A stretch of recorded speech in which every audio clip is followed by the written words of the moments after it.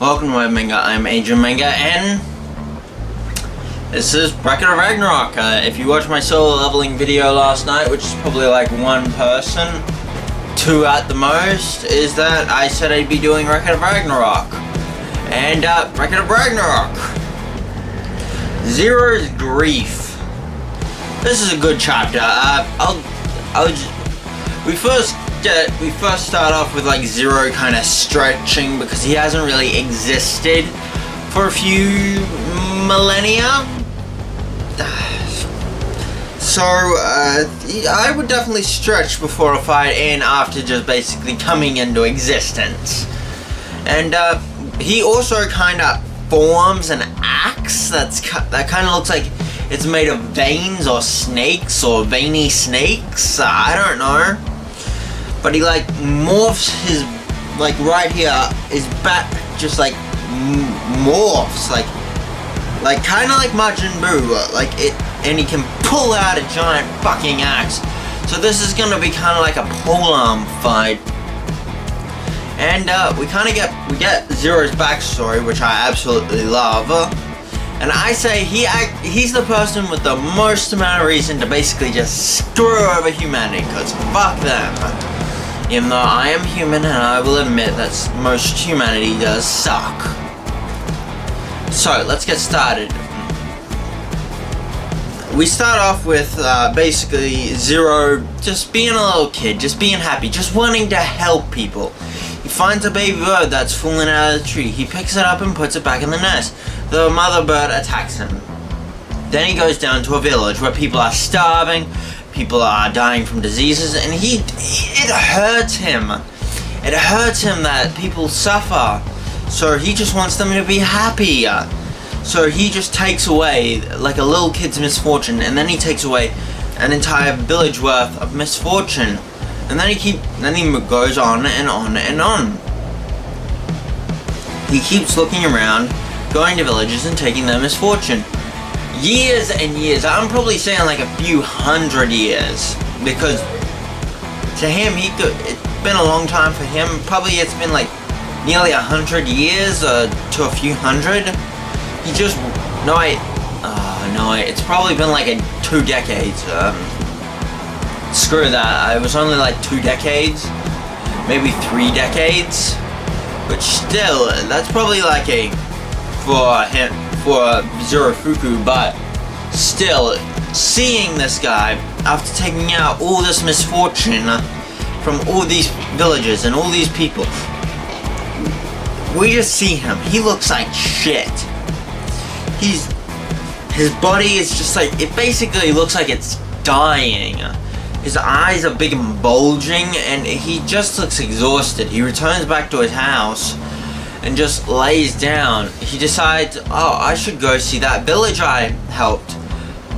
He went back to the village, and all they are is decadent. He did make them happy, but they're kind of not. They kind of became greedy, prideful, sinful, and they kind of lost their way. And in fact, Zorofuku, he meets the kid that he helped, and the kid he first helped that said, oh, I can run. And this guy just has 2 girls on his side and basically says, hey, why don't you just get lost? You'll bring misfortune to us.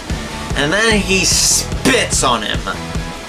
Spits on the guy that basically helped your entire village. Just like survive. Make sure you didn't die. And this is basically, yeah, just because you help somebody out doesn't mean.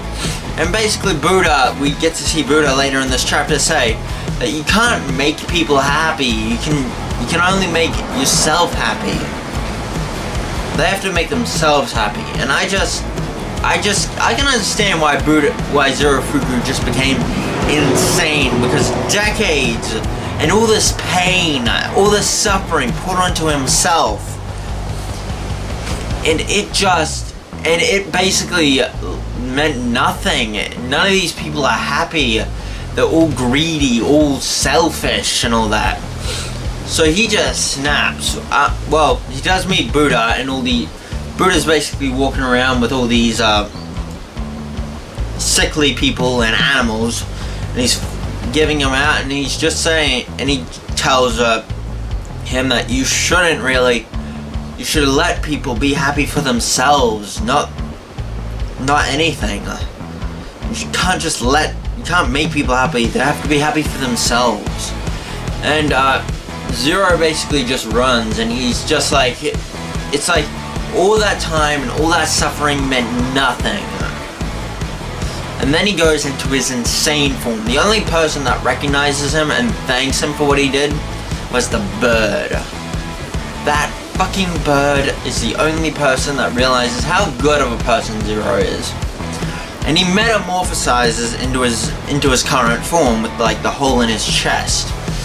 And then he goes to basically kill a woman and her child, but she basically turns around and tries to protect her baby, and Zero still does have the love for humanity.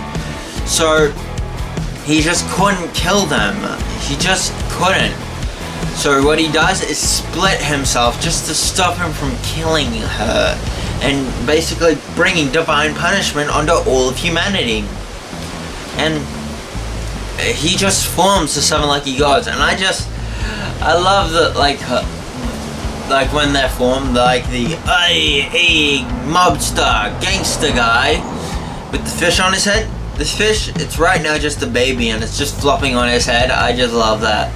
Like that old buck ass nude, and like just like I just love this scene because I just love the guy with the fish on his head, and I just love how it's just, yeah, they wouldn't have any of their equipment. They were just newly born. And plus I do love how Zero almost, would you say he killed himself just to stop himself from hurting humanity?